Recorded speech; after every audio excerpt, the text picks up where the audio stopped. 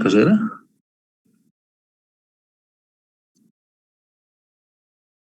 Sí.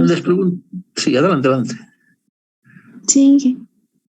Ya solo les pregunto porque quería saber hasta qué fecha podría tener ya una confirmación de cuántos son los estudiantes inscritos. Ya, muy bien, gracias. Perfecto. La anterior semana, entonces, lo que habíamos visto era la forma en la cual nosotros debemos recolectar los datos, y habíamos dicho que los datos provienen de la información, habíamos visto la clasificación que pueden ser datos cualitativos, cuantitativos, que las poblaciones pueden ser finitas, infinitas, etcétera. Ahora lo que vamos a ver es un poco profundizar lo que habíamos dejado al final del anterior capítulo, que es la presentación de los datos. Y tal como habíamos visto en la anterior sesión, la presentación de los datos puede ser de dos maneras. Una a través de tablas o tabular y la otra en gráficos. Las tablas generalmente las utilizamos para obtener las frecuencias, es decir, el número de veces que se repite un determinado resultado, y obviamente las frecuencias relativas que ya les había explicado que son la forma en la cual nosotros generalizamos los resultados obtenidos de una muestra. La otra forma son la descripción de gráficos, y en ellos tenemos diferentes tipos de gráficos de acuerdo al tipo de análisis que queramos hacer, ¿no? Si es uno de comparativo, si son de evolución en el tiempo o si son diagramas que además de permitirnos un análisis, lo queremos identificar con alguna especialidad que nosotros tengamos para darle un poquito más de colorido. Bien, ¿por qué se construyen las tablas de frecuencia? Pues justamente las construimos para poder lograr lo que habíamos dicho que es la estadística, es decir, ordenar, agrupar y resumir los datos de tal manera de que los podamos presentar para su análisis, ¿no? Y ya había dicho anteriormente que puede ser de manera tabular o en tablas y de manera gráfica. ¿Qué es lo que hacemos entonces con los datos? Pues los datos los ordenamos generalmente de menor a mayor, y si es que los datos son muy numerosos, generalmente se agrupan en clases o categorías. Esto generalmente sucede cuando tener datos puntuales no es de gran interés. Por ejemplo, la temperatura. Vamos a suponer que estamos midiendo la temperatura a las personas y las personas, saben, están entre los 36 y los 37 grados. Y tendríamos para una persona una lectura de 36.1, para otra 36.2, 36.3 y así sucesivamente. Entonces, 36.1.3.4 no nos da una gran información, ¿no? Puesto que estaríamos en un intervalo. Y fíjense que si estamos midiendo la temperatura a 100 personas, pues tendríamos demasiados datos que prácticamente se resumen alrededor de un gran valor. Entonces ahí podríamos hacer una clase o categoría de la temperatura que va de 36 a 36.3, por dar un ejemplo, ¿no? Entonces los agrupamos.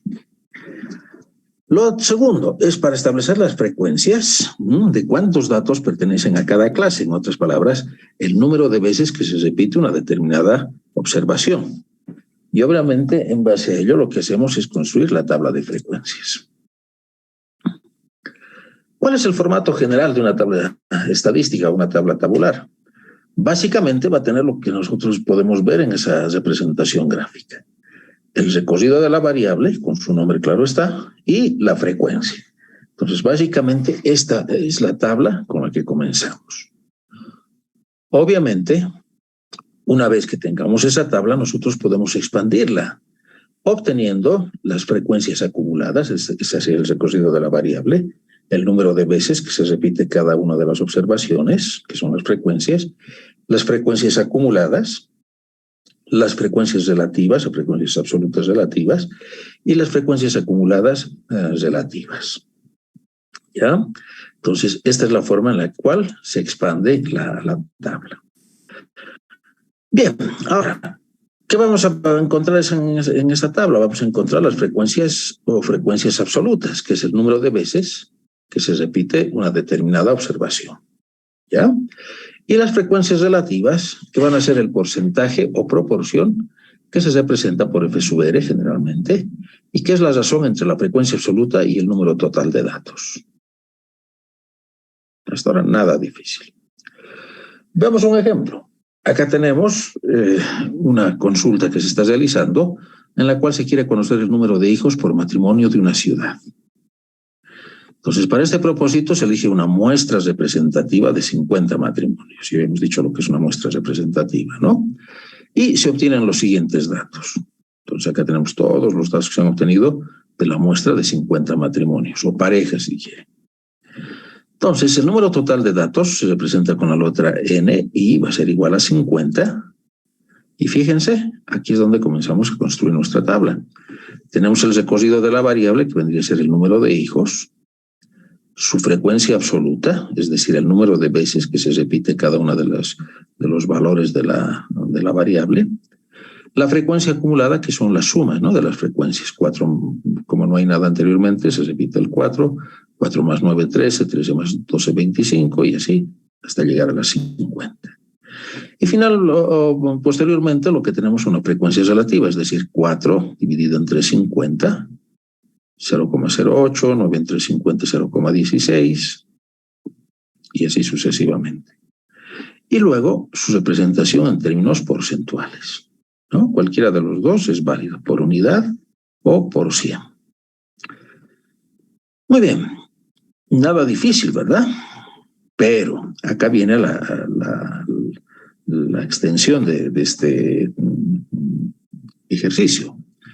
Fíjense que podríamos tener un problema de investigación en el cual se quiere establecer el perfil de las industrias de conserva en función de algunas características, ¿sí?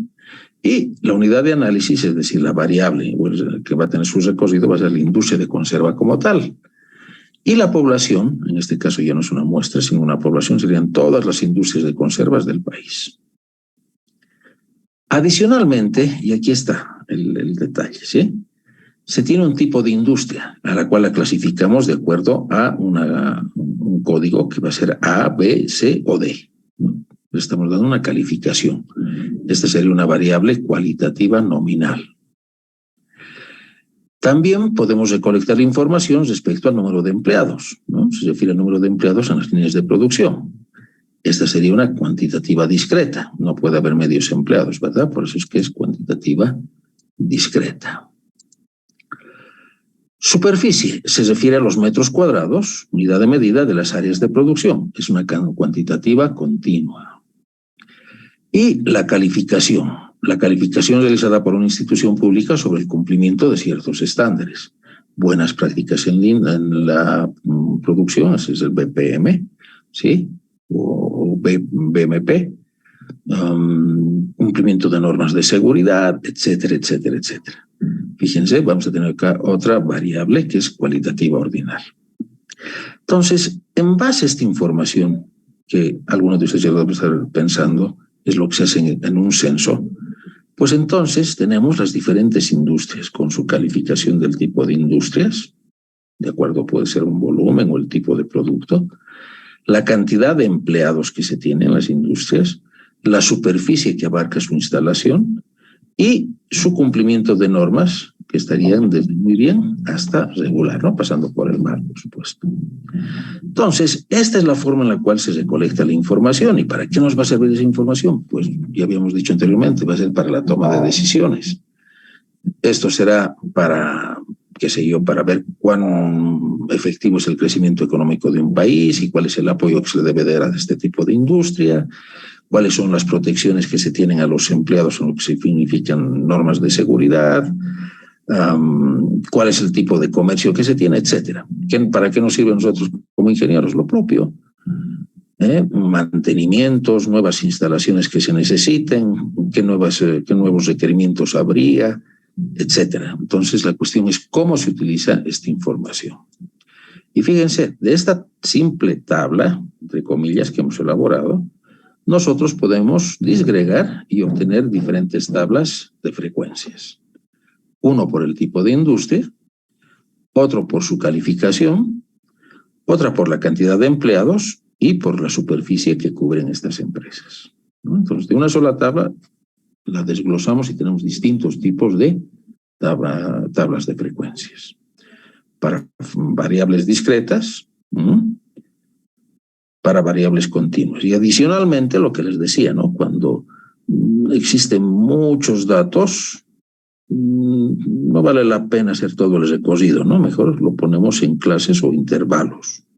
Menores que 100 empleados, entre 100 y 150 empleados, etcétera. Y lo propio en la superficie, de nada me serviría tener un recorrido de 200 metros, 201 metros cuadrados, 202 metros cuadrados, no tiene sentido. Entonces les damos límites entre los cuales nosotros podamos hacer nuestro análisis. ¿De acuerdo?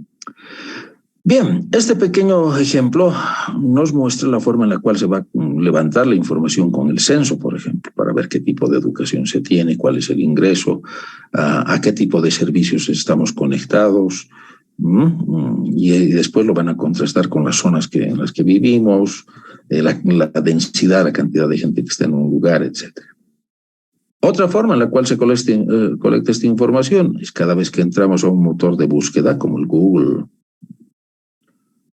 Microsoft o cualquiera, pues cada vez que nosotros cliqueamos, están tomando esta información, ¿sí?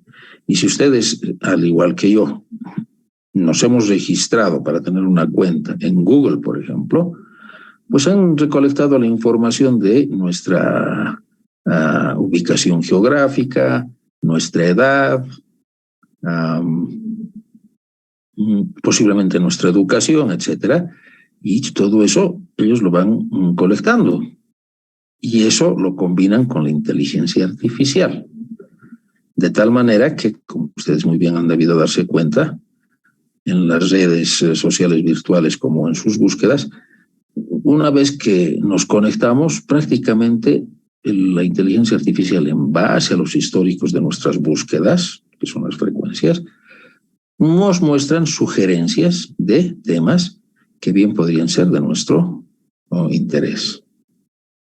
Entonces, como ven, la frecuencia, o mejor dicho, el análisis estadístico, no está reñido para nada con el avance de la tecnología, ¿no? Más bien, lo que se trata es justamente de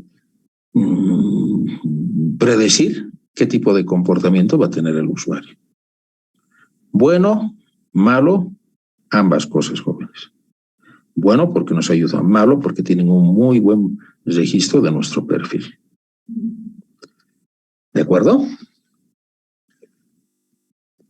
Bien. Acá tenemos entonces, si tenemos una gran cantidad de datos, lo que les decía, lo que hacemos es agruparlos en intervalos de clase. Y los intervalos de clase van a tener la misma representación de una tabla de frecuencias, simplemente que tenemos intervalos y el centro de clase, que va a ser el promedio de los límites inferior y superior del intervalo. Una amplitud, que generalmente es la diferencia entre el valor superior y el valor inferior del límite, y la frecuencia. Acá hay que tener mucho cuidado, porque cuando tenemos intervalos, la frecuencia no se refiere al número de veces que se repite una observación, se refiere a los valores que se encuentran dentro de ese intervalo y posiblemente también a la repetición que se tenga de un mismo valor, pero en el intervalo. Entonces, esa es la diferencia de las frecuencias absolutas que tenemos en las tablas con intervalos de clase. Y obviamente hay algunos conceptos que nosotros debemos recordar de estas tablas cuando son datos agrupados. Por ejemplo, el rango, que es la diferencia entre el máximo y el mínimo valor de una variable. Es decir, de todos los valores que nosotros hemos obtenido, ¿cuál es la diferencia entre el valor mínimo y el valor máximo? No de los intervalos, sino de los datos. La marca de clase, que es el representante de un intervalo y corresponde al promedio entre los extremos del intervalo estudiado, ¿no? Es lo que tenemos acá, la marca de clase. Y luego tenemos el tamaño de un intervalo, que es el cociente entre el valor del rango y la cantidad de intervalos que se desea obtener. Bien, todavía siguen las marchas por el 6 de agosto. Entonces, se recomienda tomar como longitud de los intervalos un valor entero que sea mayor o igual al cociente obtenido. ¿Ya? Eso es entonces lo que nosotros necesitamos. Y bien, ¿cómo nosotros agrupamos los datos cuando son una gran cantidad? ¿Quieren que la suspenda mientras pasa la banda marcial o continúe? No se escuchó, Inge. Esperaremos un momentito, ¿sí?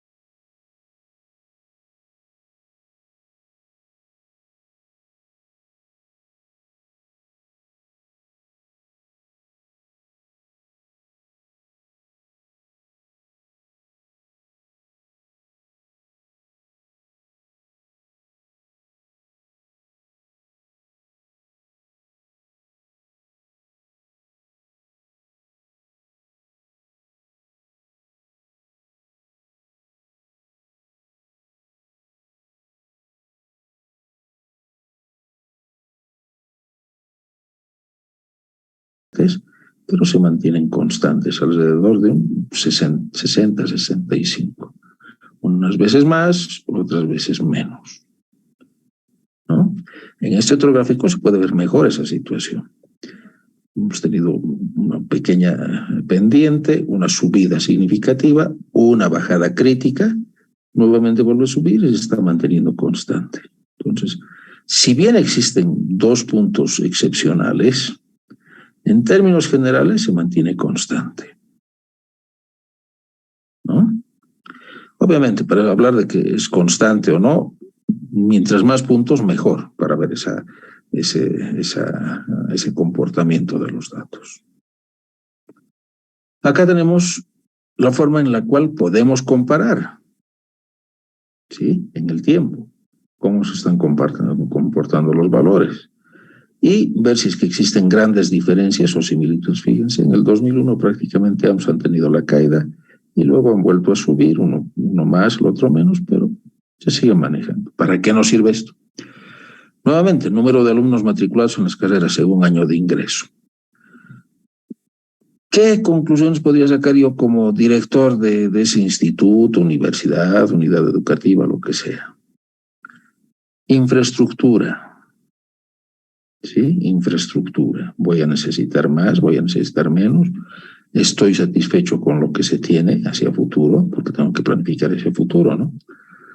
Equipamiento y todo eso, ¿no? Entonces, como les digo, la estadística es una herramienta, no es el fin. Y eso es lo que nosotros debemos hacer, interpretar los datos y sacar conclusiones para poder atender necesidades. Eso es lo que también se quiere hacer en el censo, ¿no? O sea, por si acaso yo no estoy apoyando ni uno ni otro, simplemente estoy explicando para qué nos sirve el censo, para ver qué políticas hacia el futuro se tendrían que hacer en términos de educación, en términos de salud, si es que seguimos con las mismas fábricas o habría que incentivar algún sector productivo, etcétera, etcétera, etcétera. A eso se refiere.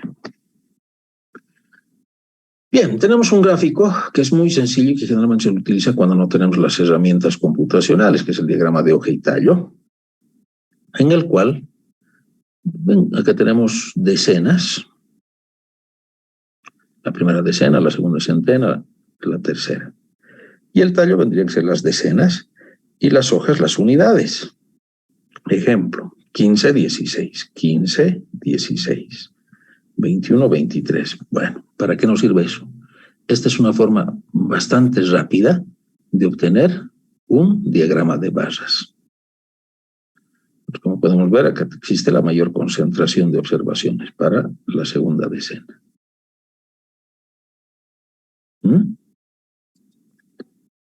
Acá tenemos mayor cantidad de datos.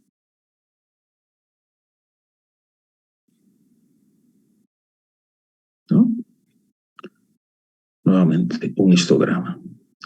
¿Alguna tendencia o comportamiento de los datos que ustedes puedan observar en este diagrama?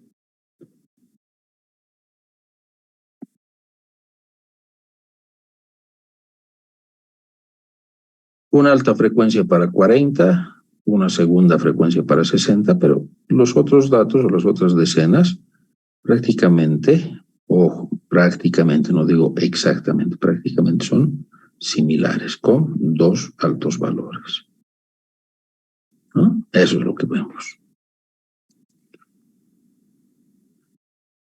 Y en este otro gráfico, ¿qué es lo que ustedes podrían distinguir, jóvenes? A ver.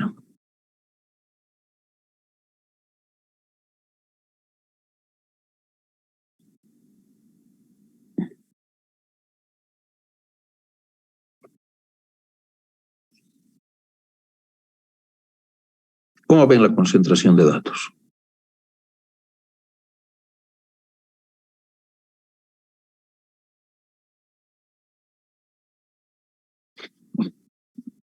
¿Nadie se anima? Ariel Mamani, ¿qué dices tú?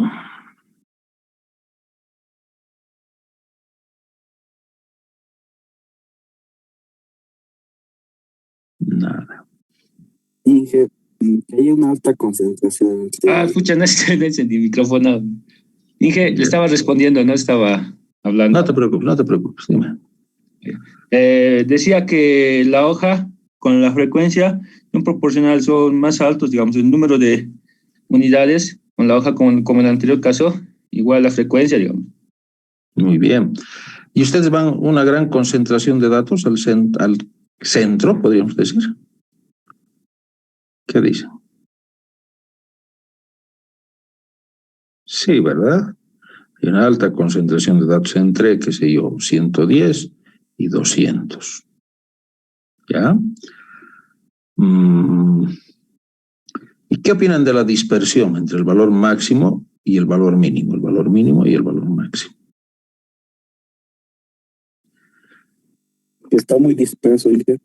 Así es, muy bien, a pesar de que tenemos una concentración en estos datos, encontramos que hay datos bien dispersos, ¿no? Porque son pocas su frecuencia, pero estamos yendo desde 76 hasta 245.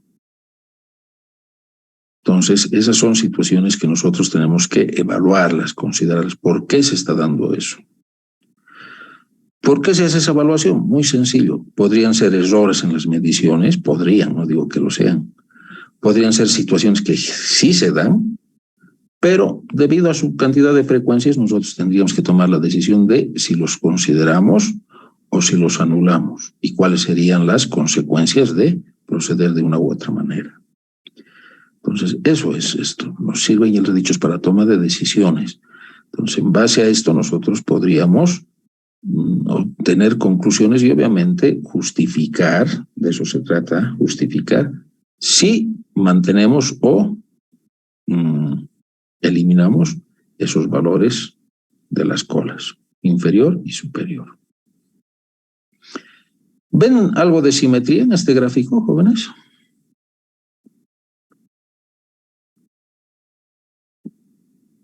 No espero en perfección, pero ¿creen que es simétrico?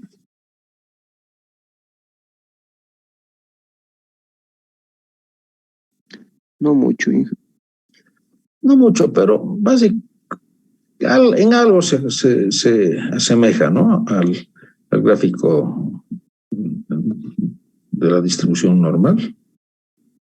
Esa también es importante analizar si es que existe cierta simetría. ¿Por qué es importante? Principalmente para nosotros, jóvenes. En otras ciencias, como las ciencias económicas, sociales, posiblemente no se tenga tanta importancia en la simetría, pero para nosotros sí. ¿Por qué? Porque cuando nosotros fabricamos algún elemento, generalmente tenemos variabilidades, vamos a ver posteriormente, ¿no? Y ahí vienen las famosas tolerancias, que ustedes han debido ver en MEC 100 o MEC 101. Y eso significa, sobre un valor nominal, que es el valor de diseño, cuánto yo puedo permitirme que varíen las dimensiones o las características de los elementos, tanto por encima como por debajo. Siempre existe variabilidad, ¿no? Por ejemplo, los fusibles. Siempre tienen una variabilidad, no todos están para, qué sé yo, saltar o quemarse a los 230 volts o voltios. No. Ahora la cuestión es cuánto yo permito que tengan de variabilidad. Muy bien. Esos entonces son los análisis que realizamos. Entonces, acá tenemos un resumen de las presentaciones. ¿Sí? Circulares y barras, diagramas de barras, si las variables son cualitativas. Si son continuas, histogramas y polígonos de frecuencia. Cualitativas, barras agrupadas, continuas, los histogramas, ¿no?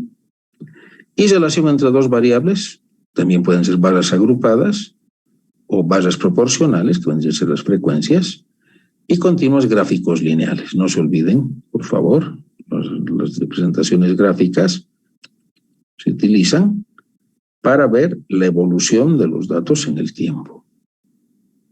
¿Ya?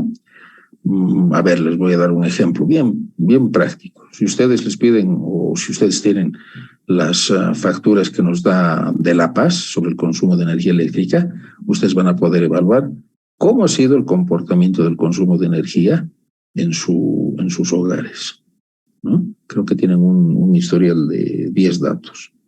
Entonces ahí pueden ver ustedes en qué mes ha habido mayor cantidad y si es que en promedio están alrededor de un valor aceptable.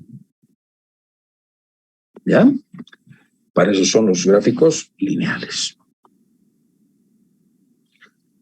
Bien, veamos ahora la presentación tabular de datos. Fíjense, acá tenemos lo que eran los análisis del coeficiente de inteligencia que se tenía, ¿ya? La tabla de frecuencias relativas y acumuladas y su representación gráfica, ¿no? Acá tenemos un polígono de frecuencias del número de hijos. ¿Cuál es el valor que resalta principalmente, jóvenes? ¿Qué es lo más frecuente encontrar en esas 50 familias?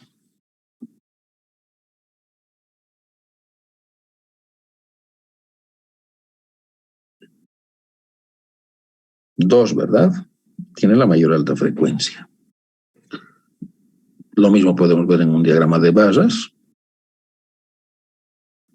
Y en un diagrama circular, como ustedes podrán ver, para 3 variables sí, es fácil, pero para otras ya se vuelve más complicado, ¿no? Pero les decía, cuando la variable tiene un recorrido muy amplio, no es muy ventajoso el diagrama circular. Nuevamente, polígono de frecuencias, pero en este caso ya estamos hablando de frecuencias acumuladas. En estos casos serán frecuencias absolutas. ¿Para qué nos sirve eso? Lo vamos a ver en un momentito.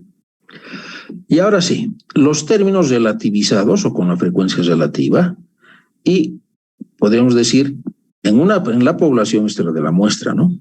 En una población, ¿qué cantidad de familias tendrían 2 hijos? Si lo multiplicamos por 100, ¿cuánto sería?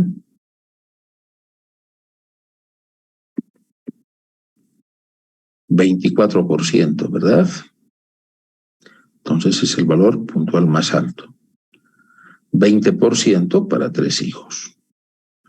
A ver, creo que se están aburriendo. ¿Dónde encontramos la concentración de datos? ¿Entre qué valores, jóvenes?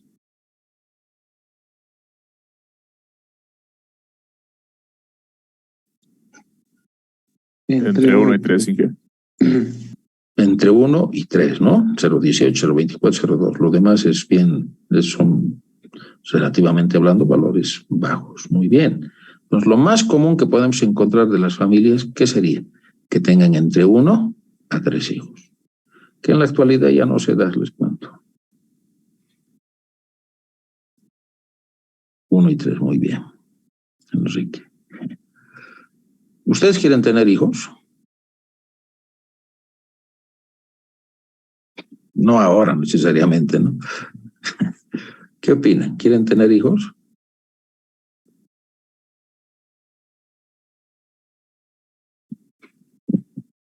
Ese silencio me dice que no. Y les cuento que ese es el comportamiento de las nuevas generaciones a nivel mundial. Están renuentes a tener hijos. ¿Y eso es bueno o malo? ¿Qué opinan ustedes? En términos generales, ¿no? Bueno, les cuento. Uno de los países más poblados, si no el más poblado, es China, ¿no? Pero están empezando a enfrentar una situación crítica. No tienen generaciones de recambio. ¿Qué significa lo de generaciones de recambio? Que su población está envejeciendo y no hay nuevas generaciones para las fuentes de trabajo que se necesitan. Entonces, si bien desde el punto de vista personal no sería conveniente tener hijos, en términos generales y a futuro conflictúan todo un sistema social. Lo mismo está sucediendo en Japón. En Japón se están dando incentivos a los jóvenes para que, bueno, no sé si para que formen parejas, pero sí para que tengan hijos, porque sus poblaciones están envejeciendo.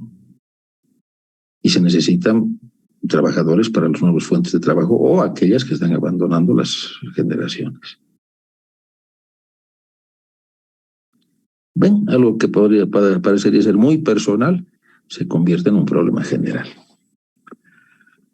Bien, nuevamente la representación, pero esta vez en diagramas de barras. Y acá tenemos la ojiva. Ahora, esto es lo interesante de la ojiva. Habíamos visto que el intervalo estaba entre 1 y 3, que ustedes han respondido, ¿no? Entonces nosotros podríamos decir, en base al polígono de frecuencias, entre 1 y 3, 0,7. ¿Ah? El acumulado es 70% hasta 3. Menos 0,08 sería 0,62. Entonces, el 62% de las parejas tienen entre 1 y 3%. ¿Me están entendiendo lo que les digo? O sea, desde el punto de vista de análisis. Yo ya no estoy interesado en un valor específico, sino en una concentración de datos, que en este caso sería del 62%, que va de un recorrido de 1 a 3. Entonces, a veces nos interesan valores puntuales, pero en la generalidad de los casos lo que nos va a interesar es una concentración de datos entre dos valores. ¿Sí? Eso es entonces lo que buscamos. Muy bien. En base a lo que hemos visto entonces en esta clase, como ven, sobre las tablas tabulares o tablas de frecuencias y los diagramas, lo que nosotros hacemos es un análisis para ver valores máximos, concentración de datos, que lo voy a ver con otro gráfico, por favor, ahora lo van a entender mejor, de tal manera de que yo pueda conocer, es este gráfico, ¿sí? ¿En qué lugar se está concentrando la mayor cantidad de datos? ¿Y cuánto es esa concentración? ¿Para qué me sirven también los gráficos y los datos? Para comparar diferentes poblaciones o muestras. Para ver la evolución de la variable en el tiempo. Y, sobre todo ello, obtener conclusiones que me sirvan para planificar principalmente, ¿no? Y ver qué es lo que se puede hacer. Desde un punto de vista ingenieril, ¿para qué me serviría esto? Términos de producción, jóvenes, o sea, yo no diseño las cosas simplemente por gusto, tienen que tener un propósito.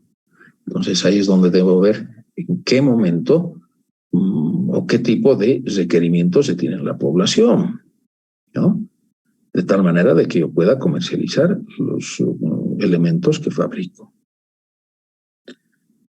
Bien, esto es entonces lo que nos permite realizar la presentación de los datos. ¿Alguna pregunta que tengan?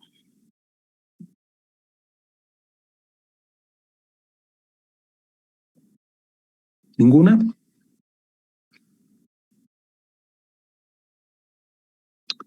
Muy bien, con esto entonces tendríamos lo que significa la presentación de los datos. La próxima clase vamos a ver las medidas de concentración de datos o representación numérica de los datos. ¿De acuerdo? Si no tendrían ninguna consulta, con esto terminaríamos nuestra sesión del día de hoy.